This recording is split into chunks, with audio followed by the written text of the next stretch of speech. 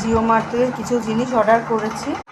আজ সানডে, তার জন্য জিও মার্ট থেকে কিছু অর্ডার দিয়েছি জিনিস। তো এই যে এটা হচ্ছে টোস্ট,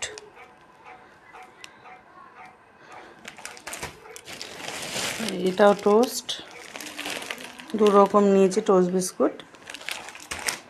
এটা হচ্ছে সাফোলা সোয়াবিনটা, এটা আমরা খেতে ভালোবাসি, বেশ ভালোই খেতে। আর কি আছে, একটা টক দই, আর আছে এটা হচ্ছে চা পাতা। আর নিয়েছি এর মধ্যে আছে সালোনি একটা, আর ওই যে 1 কেজি চিনি, আর একটা সাবান।